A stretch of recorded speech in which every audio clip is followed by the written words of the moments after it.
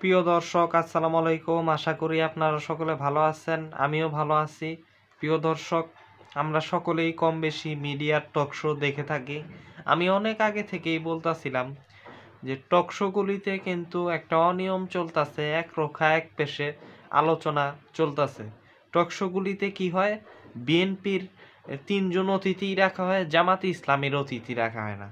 এবং বিএনপির লোকেরা অনবরত মিথ্যা কথা বলে, সেখানে বট বাহিনীর শাহেদ আলম সহ বিভিন্ন লোক থাকে, এরা মিথ্যা কথা বলে এবং জামাতে ইসলামীর নামে বিভিন্ন মিথ্যা কথাগুলি বলে থাকে। কিন্তু এগুলিকে কাউন্টার দেওয়া তো দরকার, তাই না? ভিন্ন মতের একজন শুধু বিএনপির লোকরে নিয়ে এই টক শো সাজাবেন, এটা তো হইতে পারে না। এই অনিয়ম দূর হইছে ব্যারিস্টার শাহরিয়ার সাহেবের আবির্ভাবের কারণে। এখন তিনি বিএনপির যে মিথ্যা কথাগুলি, আওয়ামী লীগের যে মিথ্যা ন্যারেটিভ, ভারতের যে মিথ্যা ন্যারেটিভ, সেগুলিকে ভেঙে জামাত ইসলামীর বিরুদ্ধে যে বেলেমগুলি, মিথ্যা বেলেম, সেইগুলিকে তিনি মোকাবেলা করতেছেন এবং সেগুলির যথাযথ সুন্দর জবাব দিচ্ছেন এই ব্যারিস্টার শাহরিয়ার সাহেব। একটি ভিডিওতে দেখলাম যে ব্যারিস্টার শাহরিয়ার সাহেব শেখ মুজিব পরিবারের যে -4-এর যে আলোচনা, সে আলোচনা তুললেন উপস্থাপিকা খালেদা জিয়ার অসুস্থতা নিয়ে। এই -4 আলোচনা আগেই বলি, এটা একটা মিথ্যা, একটা মিথ। খালেদা জিয়া অসুস্থ, পৃথিবীতে কেউই আসলে চিরদিন বাইচা থাকে না। আমরা সুস্থতা কামনা করি খালেদা জিয়ার, কিন্তু খালেদা জিয়া চলে গেলে এই -4 এগুলি মিথ্যা কথা। -4, -2 এই সমস্ত আলাপ ভারতীয় ন্যারেটিভের আলাপ। পৃথিবীতে নেতা বলেন, সাধারণ মানুষ বলেন, কেউই চিরদিন বাইচা থাকে না। আর তারেক রহমান বাইচা আছেন, -4 ঠিক আছে, তারেক রহমান দেশে আসলেই আলোচনা শেষ হয়।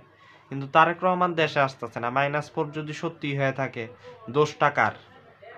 সুতরাং এই আলোচনাটা আসলে আলোচনাটাই অহেতুক, অবান্তর আলোচনা, ভারতের একটা আলোচনা এটা, যাতে বাংলাদেশের রাজনীতিক যে পরিবর্তন সেটা যাতে না হয়। বাংলাদেশের রাজনীতির পরিবর্তন হইলে আর কেউ বিপদে পড়ব না, ভারত বিপদে পড়ব। এই জন্যই ভারত পুরাতন রাজনীতিটাকে টিকিয়ে রাখতেই তাদের থিঙ্ক ট্যাঙ্কগুলির মাধ্যমে -4-এর যে আলোচনা, এটা মিডিয়ার মাধ্যমে রাজনীতিবিদদের মাথায় ঢুকায় দিছে। -2 এর আলোচনা, -4 এর আলোচনা, এগুলি। এইটা নিয়ে একটা প্রশ্ন করছে নিকল, যমুনা টিভির উপস্থাপিকা। প্রশ্ন করার পর শাহরিয়ার সাহেব সুন্দর উত্তর দিচ্ছেন। তারই উত্তরের অংশ হিসেবে সে এক পর্যায়ে শেখ মুজিবের পরিবার নিয়ে সে কথা বলছে এবং বলছে যে বিশ্বাসঘাতক একটা পরিবার, সেটাকে কেন্দ্র করে আপনি এই ধরনের কথা বলবেন। কথা যৌক্তিক যে শেখ মুজিব পরিবার, শেখ পরিবার যেটা পুরাই আগাগোড়া ধান্দাবাজ, চোর, বাটপার। এই জন্যই তারা মূলত নিজেদের অপকর্মের জন্যই তারা নিজেরাই মাইনাস হয়ে গেছে। মাইনাস তাদের করা হয় নাই, হয়ে গেছে। তো এটাই আমি বলতে চাই। কথাটা কিন্তু ওই পলকের মতো করে কইলাম যে ইন্টারনেট বন্ধ করা হয় নাই, বরং হয়ে গেছে। তো মাইনাস করা হয় নাই, হয়ে গেছে। মাইনাস করার কেউ মাইনাস করছে? করে নাই। ওরা নিজেরা অপকর্ম করছে, জনগণ দ্বারা এক এক সময় এক একজন পতন হয়েছে, দেশপ্রেমিক সেনাবাহিনীদের দ্বারা। নিজের পতন নিজে চাইলে কেউ কি করতে পারে? কারো করার দরকার আছে? দরকার নাই। তো হয়ে গেছে।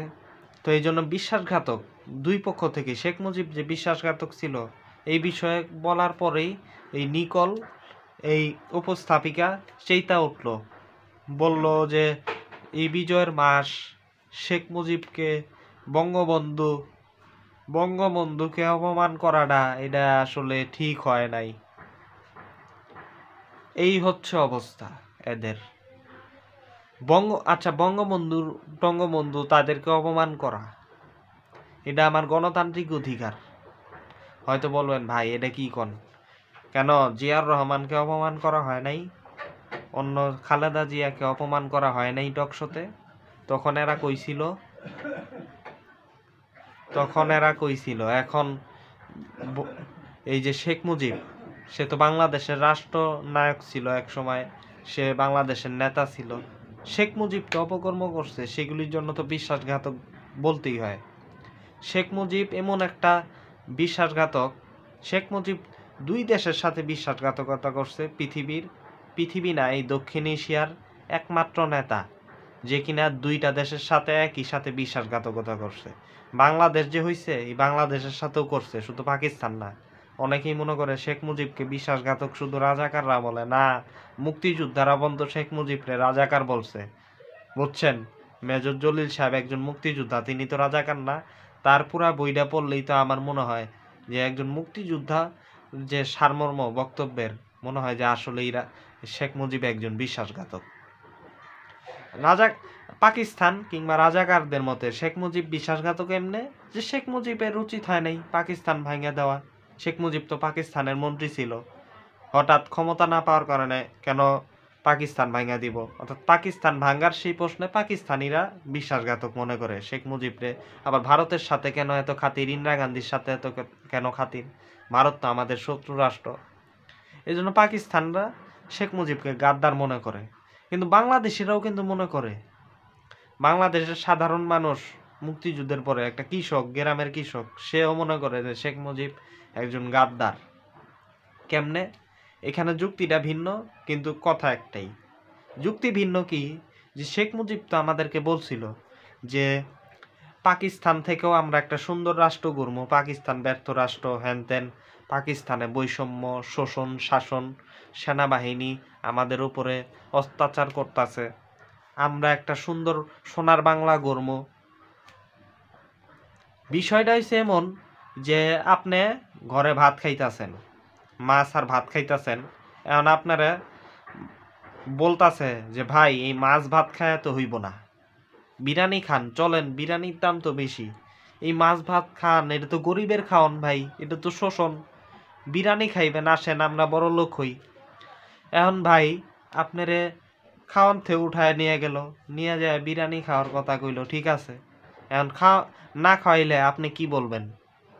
বিরিয়ানির কথা কয়ে যদি আপনারে ওই খিচুড়ি খাওয়ায়, আপনি কি বলবেন না এই তো বিশ্বাসঘাতক, বাটপার? আর ধরেন ডিম খিচুড়ি খাওয়াইলো হোটেলে গিয়া, কইলো যে ভাই এটাই বিরিয়ানি, মনে কইরা খা। এখন আপনি কি কইবেন যে মাছ ভাতই তো মজা ছিল? বিষয়টা হইছে এরকম। শেখ মুজিব বাংলাদেশের জনতারে শোষণমুক্ত একটা দেশ, একটা সোনার বাংলার স্বপ্ন দেখাইছিল। সোনার বাংলার পরিবর্তে যখন বাংলাদেশটা হওয়ার পর একটা চোরের বাংলা হয়ে গেল, তখন তো শেখ মুজিব বিশ্বাসঘাতক এবং ৭৪-এর দুর্ভিক্ষ, এবং এটা স্বাভাবিক।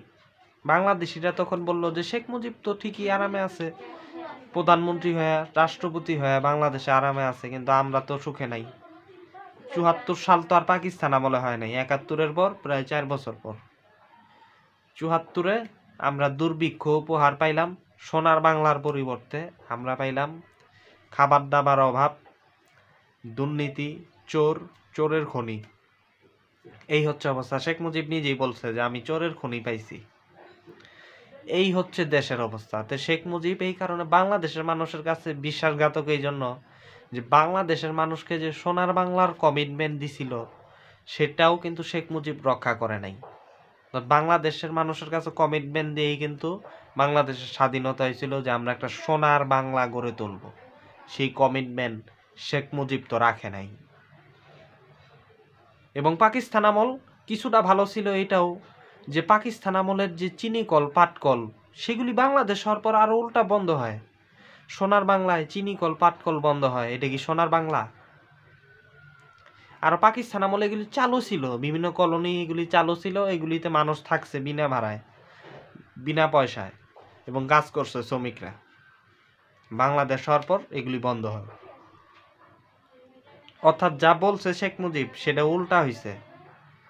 এই জন্য শেখ মুজিব বাংলাদেশের মানুষের কাছে এইভাবে বিশ্বাসঘাতক, অর্থাৎ পাকিস্তানের কাছে বিশ্বাসঘাতক, বাংলাদেশের কাছেও বিশ্বাসঘাতক।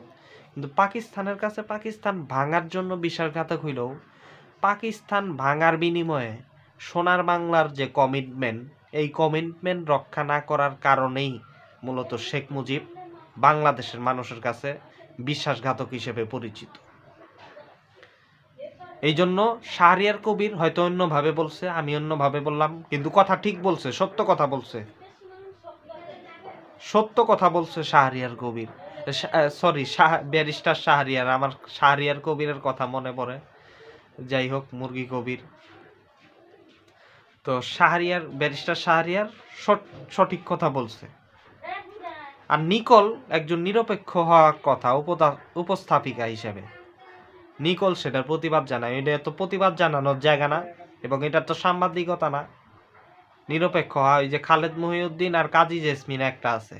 কাজী জেসমিন জামাতে ইসলামী 5 ঘন্টার কথা বলছিল দেখা নারী বিদ্বেষী হ্যানতে নিয়ে অনেক খোঁচাইছে টকশোতে।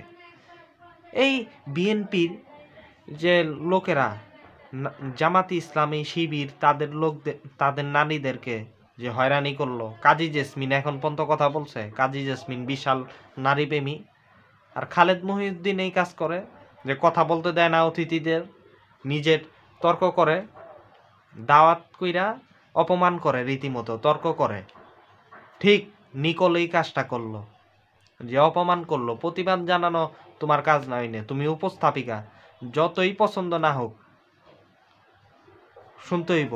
আর বিজয়ের মাস, ও এই মিথ্যাবাদী একজন উপস্থাপিকা কিভাবে মিথ্যা কথা বলতে হয়, কেমনে মিথ্যাবাদী? ডিসেম্বর যদি বিজয়ের মাসই হয়, আপনারা দেখছেন 2 দিন আগে, এবং নতুন করে আজকের খবর আপনারা দেখেন, সীমান্তে 2 দিন আগে 2 জন বাংলাদেশি নিহত হয়েছে, আবার আজকে একজন। সীমান্তে যেখানে আমাদের মানুষ নিহত হয়, আমরা যেখানে জবাব দিতে পারি না, তাহলে এই ডিসেম্বর মাসেই, তাইলে কিভাবে এই ডিসেম্বর মাস বিজয়ের মাস? এটাই কি বিজয় যে সীমান্তে আমাদের মানুষ মরে অথচ আমরা জবাব দিতে পারি না? এটা কোন ধরনের বিজয়? সুতরাং আপনারা চিন্তা করেন যে কত বড় মিথ্যাবাদী। উপস্থাপিকার কথা বাস্তবিক অর্থে মিথ্যা, যে এটা নাকি বিজয়ের মাস। সুতরাং যমুনা টিভিকে বাকি বলি যে এই ধরনের পক্ষপাতমূলক আওয়ামী দোসরদেরকে রাখবেন না, নিরপেক্ষ লোক রাখেন। মিডিয়া থাকবে নিরপেক্ষ, বাক স্বাধীনতা থাকবে। বাক স্বাধীনতা আমার, ইভেন গালিগালাজ করাটাও বাক স্বাধীনতা, যদি সেটা সঠিকভাবে করি। তো এই আহ্বান রাখি, এবং তাকে বরখাস্ত করতে হবে, এবং অথবা সে শাহরিয়ার ভাইয়ের কাছে ক্ষমা চাইব। সোজা কথা, দুইটার থেকে একটা করেন। যমুনা টিভিকে এই আহ্বান জানিয়ে আজকে আমার বক্তব্য শেষ করছি। আল্লাহ হাফেজ।